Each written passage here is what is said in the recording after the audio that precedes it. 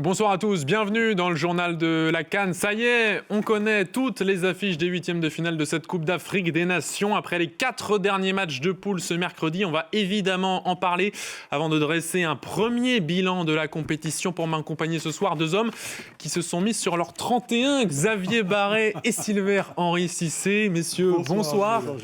4 matchs donc aujourd'hui dans les groupes E et F, toutes les places qualificatives étant déjà attribuées. Ce sont les classements qui comptaient pour les affiches de ces huitièmes. On commence tout de suite avec les Fennecs algériens, déjà assurés de terminer premiers de leur groupe E avant leur match contre la Guinée équatoriale. Ça ne les a pas empêchés de nous offrir une démonstration. Large domination des Fennecs, pourtant remanié. But à la 19e minute du défenseur d'Alger, Zinedine Belaïd. Coup de casque sur corner, 6 minutes plus tard.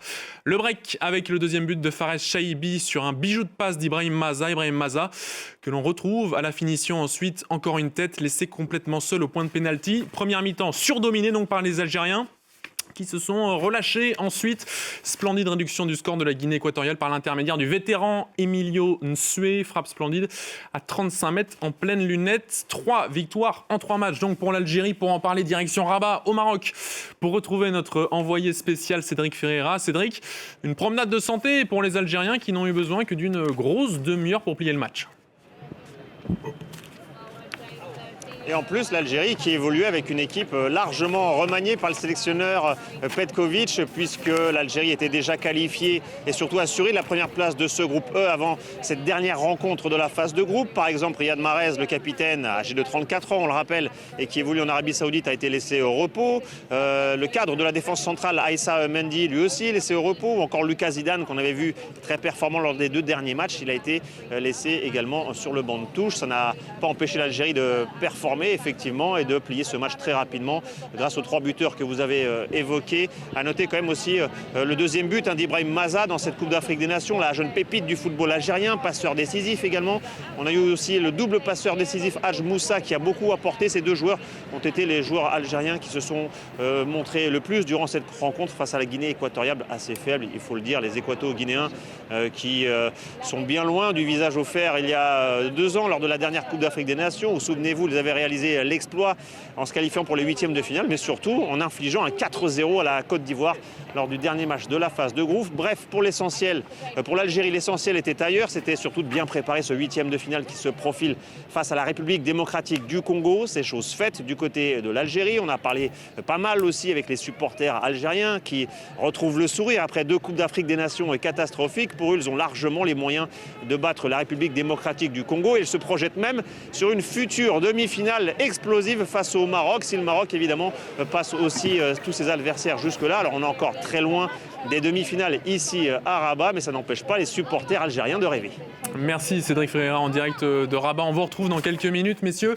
Les Algériens qui font donc carton plein, 3 victoires en 3 matchs. Et ce qui est admirable, c'est qu'ils l'ont fait avec ce qu'on appelle les coiffeurs. Alors c'était pas un coiffeur pour dames avec mise en pli, c'était plutôt coiffure militaire avec la tondeuse du brutal. 3-1, c'est une équipe qui, en fait, au-delà de la plaisanterie, est en forme. Elle a géré tranquillement cette rencontre et moi, j'étais très impressionné par les remplaçants. On a parlé de la profondeur du banc pour pas mal d'équipes lors de cette CAN, mais là, on s'aperçoit qu'avec cette rencontre, l'Algérie a une véritable profondeur de banc et surtout, elle a envoyé un signal parce que c'est 3 victoires, je crois que c'est 7 buts, si je compte bien, qui ont été marqués durant cette phase de groupe et un seul but encaissé. Donc, le message envoyé aux autres équipes, il est fort et il est puissant. Ouais, on a senti vraiment 3 classes d'écart sur le terrain avec beaucoup de talent individuel côté algérien. On pense à Riyad Mahrez, mais là on a vu Ibrahim Maza, on pense également à l'homme du match, Hadj Moussa qui a fait une grosse partie. Oui, Hadj Moussa 23 ans, Ibrahim Maza 20 ans, il y avait également Zerouki au milieu qui a 27 ans et un peu plus âgé, Abdelli qui a été titularisé pour la première fois de la compétition, le joueur d'Angers qui a été appelé au dernier moment pour remplacer Oussem Aouar qui a été finalement forfait. Donc c'est une sélection avec beaucoup de profondeur de banc, comme le disait Silver-Henri Cissé. À noter que même des joueurs un peu de deuxième plan, comme Monsef Bakrar, qui était plutôt là pour faire nombre, puisqu'il y a beaucoup de joueurs de talent devant, eh bien, il a joué, il était titulaire. Donc avec cette stratégie de gagner, de se mettre à l'abri très vite, on gagne les 2 premiers matchs, eh bien le coach Petkovic a pu faire tourner et impliquer tout son groupe dans ce 3e match. Même Lucas Zidane s'est retrouvé sur le banc. C'était Anthony Mandrea qui gardait les buts algériens. Donc il y a vraiment un groupe complètement mobilisés, concentrés sur l'objectif. Un objectif qui sera difficile à atteindre, mais ça on le verra quand on verra le tableau tout à l'heure. Grosse partie de tableau pour l'Algérie. Évidemment, les Guinéo-Équatoriens, ça a été plus compliqué pour eux. 3 défaites, 0 points. Ils sont passés complètement à côté de leur compétition. Cédric nous en a parlé. On va parler de l'autre match du groupe E. Puisque là, il y avait un petit peu d'enjeu pour les places au classement. Le Soudan affrontait le Burkina Faso. Burkina Faso, victoire 2-0. Finalement, pour les Burkinabés, but de Lassina Traoré et de Arsène Kouassi. Sylvain Henry, les Burkinabés, qui donc réussissent leur dernier match de cette phase de groupe. Et oui, je trouve qu'ils l'ont bien réussi parce que l'équipe du Soudan est une équipe qui est réputée assez forte défensivement. Elle était regroupée sur un bloc très très bas. C'est une équipe qui propose un jeu qui est assez frustrant parce que comme elle est resserrée sur elle-même, sur un bloc bas, elle est très difficile à percer. Donc c'est très intéressant de voir cette équipe burkinabé qui a réussi à percer le coffre-fort soudanais. Avec quand même quelque chose de très intéressant, il s'agit de ce pénalty raté par le Soudan. Mais en face, il y avait un certain Kofi. Kofi qui a des stats extraordinaires sur les pénaltys. Que ce soit en Belgique, sur blessure, Kofi, il faudra surveiller son état de forme. Exactement, mais que ce soit en Belgique où il a évolué ou en ce moment à Angers. Et donc je me demande si quelque part il n'a pas envoyé un gris-gris à ce joueur soudanais dont j'ai oublié le nom. Peut-être que Xavier pourra nous le rappeler. Oui, Al-Ghazouali. Voilà, c'est ça. Peut-être que c'était un gris-gris, mais donc bravo à Kofi dont il faudra surveiller l'état. Et bravo au Burkina Faso. Très fort au milieu, le Burkina Faso qui a réussi à percer le coffre-fort soudanais. Burkina Faso deuxième. Peut-être un mot, Xavier, du Soudan qui réalise l'exploit de se qualifier à la 3e place sans avoir marqué le moindre but. Une victoire, c'était un but contre son camp. Le Soudan donc qualifié pour les 8e de finale. C'est la 2e fois depuis 1970. Oui, alors il faut rappeler qu'ils avaient gagné la compétition à l'époque, puisque Exactement. le Soudan était un acteur majeur des premières éditions de la Coupe d'Afrique des Nations. Depuis, ils avaient un peu disparu, ils sont revenus par épisode. Et là, c'est la première fois qu'ils se qualifient pour les 8e de finale depuis que la compétition est à 24. Parce que c'est effectivement seulement la 4e édition à 24 pays, mais ils l'avaient été en 2010, si je ne dis pas 2012, quart de finale. 2012, ils vont jusqu'en quart de finale. Donc c'est un pays qui a des qualités, on le sait, qui a des grands clubs, on en a déjà parlé dans cette émission, qui participe actuellement au championnat du Rwanda parce que, évidemment, compte tenu de la situation de guerre. Mais cette formation du Soudan, eh bien, elle s'est battue avec ses armes, c'est-à-dire effectivement un jeu plutôt restrictif, plutôt défensif, mais en s'appuyant sur des joueurs capables de se propulser très vite vers l'avant, comme Al-Ghazouali d'ailleurs, qui a provoqué ce penalty en allant défier le gardien burkinabé Hervé Kofi, qui fait la faute, mais derrière, il veut se faire justice lui-même et il frappe à côté du but. C'est un peu dur parce que très mal tiré parce que cette équipe du Soudan avait moyen d'embêter plus longtemps que ce qui s'est passé finalement le Burkina Faso. Voilà pour le groupe E. Donc on reviendra sur toutes les affiches des 8e de finale. On va passer au groupe F. C'était les matchs de la soirée. Le groupe du champion en titre ivoirien, les éléphants, piqués à froid dans ce match par les Gabonais. Les Gabonais qui ont rapidement mené 2-0 par l'intermédiaire de Gaylor Kanga et puis de Bouanga qui a fait le break d'une magnifique frappe à l'entrée de la surface. Réduction du score ivoirienne juste avant la mi-temps de Jean-Philippe Crasso et puis il aura fallu attendre les dernières minutes, 85e minute, Evan Guessant qui égalise et puis but de Touré dans les toutes dernières secondes. Les Ivoiriens qui l'emportent donc, mais petite alerte peut-être avant les 8e de finale, ou alors vous retenez le fait qu'ils ont été à réaction, qu'ils ont su revenir? En fait, ils sont fidèles à leur réputation, ils sont insubmersibles, comme lors de la dernière CAN, j'ai envie de dire. Oui, petite alerte avec ce qu'a fait Faé, le sélectionneur.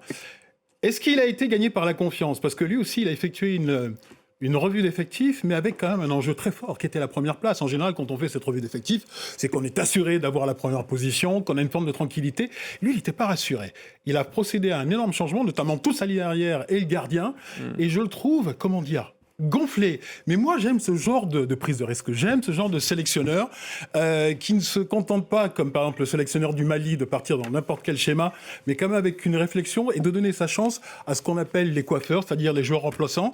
Et quelque part, on a retrouvé cette Côte d'Ivoire de la dernière CAN, c'est-à-dire insubmersible, qui nous a surpris, qui pourrait peut-être nous surprendre au prochain tour. Les éléphants donc, qui ont réussi à remonter. Peut-être un mot, Xavier, aussi des Gabonais, dont on voit qu'ils auraient peut-être pu faire autre chose dans cette compétition. Ils ont réussi à malmener quand même les champions en titre. Absolument, ils menaient 2-0 avec une équipe sans Pierre-Emerick Aubameyang. On l'avait On en avait Comme parlé vous le dans disiez l'émission. hier, effectivement, Oui, vous l'avez dit. Qu'ils allaient sûrement trouver d'autres solutions sans lui. Et c'est vrai qu'on a un peu l'impression qu'il cannibalise cette sélection. Il faut rappeler qu'en 2022 au Cameroun, lors de la CAN, il avait été exclu de la sélection et qu'ils étaient allés en 8e de finale. Donc cette fois-ci, sans lui, ils ont fait un très bon match contre la Côte d'Ivoire, alors qu'ils l'ont fait rentrer précipitamment alors qu'il était blessé, il faut le rappeler, lors du premier match, et que malheureusement, il n'a pas pu apporter ce qu'il peut encore apporter à son âge.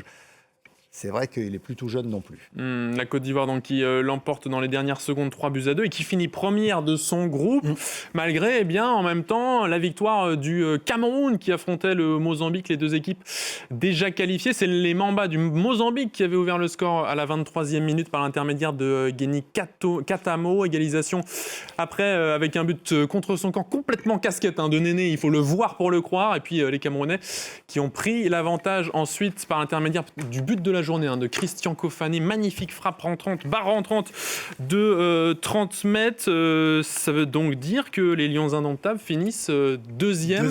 Et il fallait absolument pour eux plutôt glaner la première place pour partir dans la bonne partie de tableau. Ce qui est surprenant, et je vais commencer en faisant un membre d'honorable auprès de Xavier, parce que Xavier m'avait dit le Mozambique est une équipe intéressante, alors que moi je les avais plutôt descendu. Le jeu qu'ils nous ont proposé aujourd'hui, les remonte un tout petit peu dans mon estime. J'ai trouvé ce jeu très très intéressant, avec un Cameroun qui, quant à lui, le Cameroun reste fidèle à ses principes. Ils ont gagné.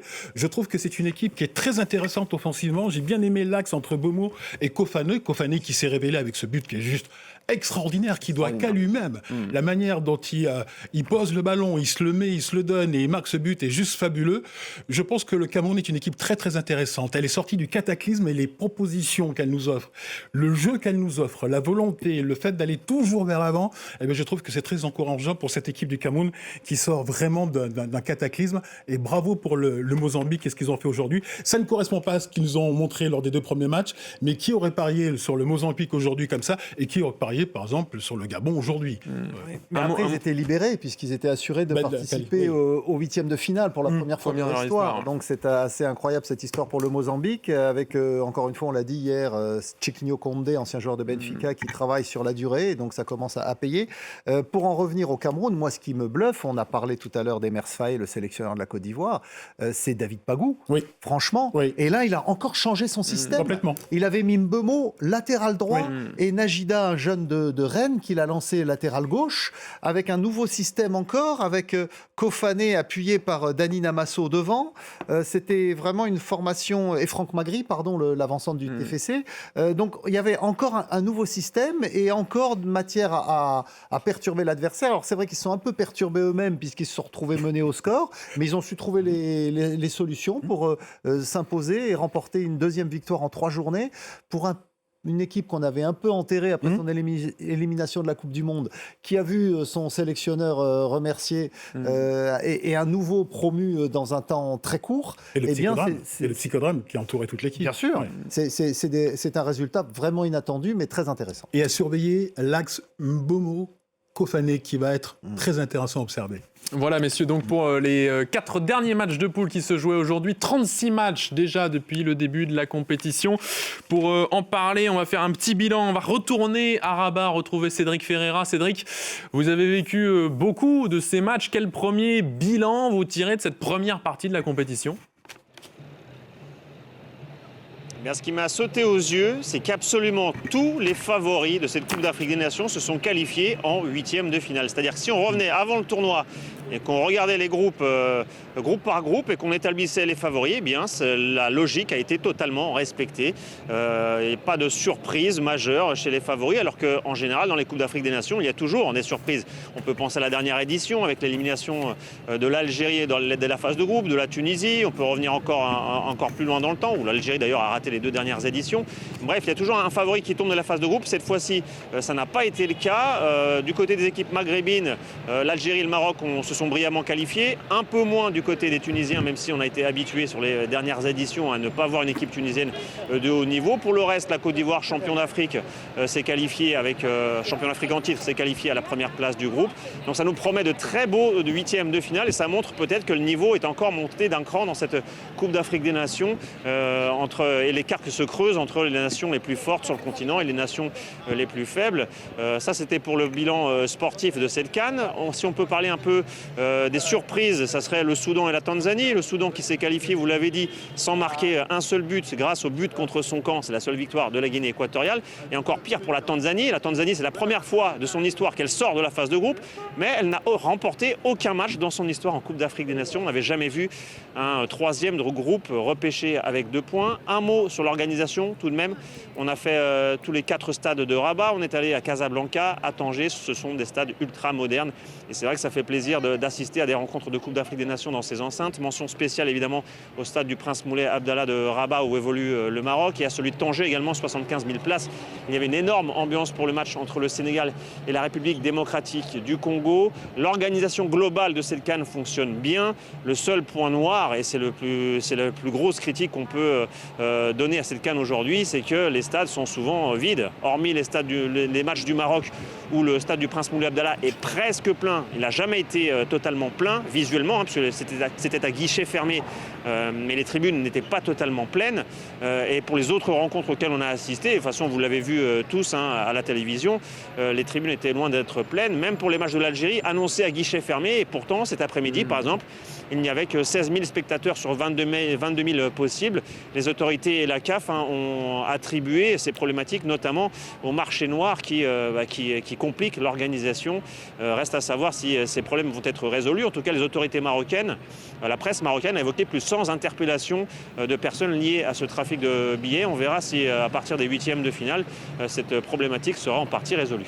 Cédric Ferreira en direct de Rabat. Merci beaucoup Cédric d'avoir été avec nous. On va revenir un peu sur le bilan de Cédric Ferreira, notamment sur les principaux gros. Ils se sont tous qualifiés pour les huitièmes de finale. Pas de surprise sur ce point-là. Oui, c'est l'événement majeur effectivement de ce premier tour. C'est qu'il n'y a aucun gros qui est passé à la casserole.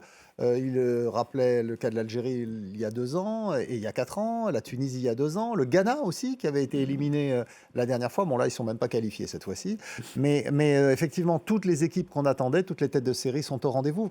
Donc on a finalement une Coupe d'Afrique des Nations qui est assez conventionnelle quelque part, puisqu'on va se retrouver avec toutes les grosses équipes dans la phase d'élimination directe. Un mot peut-être, Sylvain Henry, sur le pays organisateur, le Maroc qui fait un début de compétition convaincant contre les petits poussés. Ça a été plus compliqué contre le Mali, c'était un plus gros morceau. Vous les trouvez comment les Marocains favoris de cette compétition? Ils sont à la maison? Ils sont à la maison, ils sont favoris. Ils ont changé un peu de principe de jeu, effectivement, contre le Mali. Ils ont en victime expiatoire la Tanzanie au prochain tour, si je ne me trompe pas, ce sera la Tanzanie. Et ensuite, peut-être l'Algérie, s'ils passent à Tanzanie, potentiel, ce serait potentiellement... Ils sont dans la même partie de tableau, avec une demi-finale, comme nous disait. Pour l'instant, tout est fait pour que le Maroc puisse accéder à la finale. Quand on regarde en fait ces huitièmes de finale, on s'aperçoit qu'il y a 2 parties.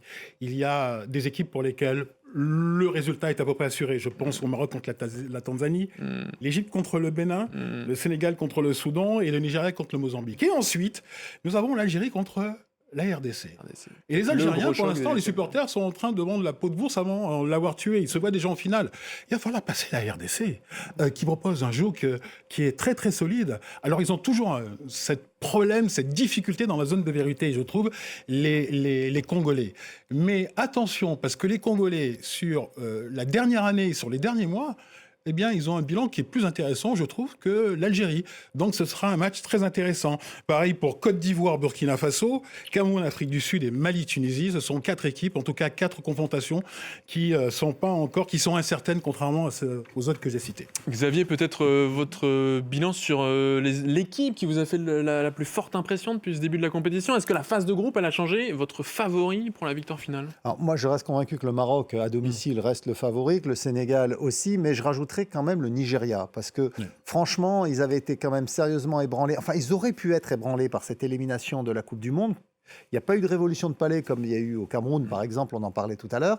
Mais en revanche, le Nigeria, avec le même sélectionneur, un Français d'ailleurs, Eric Schell, avec pratiquement le même groupe, au moins Trost Ekong, le défenseur d'origine néerlandaise qui a pris sa retraite juste après l'élimination de la Coupe du Monde, eh bien, ce Nigeria est encore là. Il a remporté ses 3 matchs du premier groupe. Il va affronter un meilleur... Seule équipe avec l'Algérie à 9 points. Exactement, il va rencontrer en 8e de finale un meilleur 3e, en l'occurrence le Mozambique, donc il est là encore favori.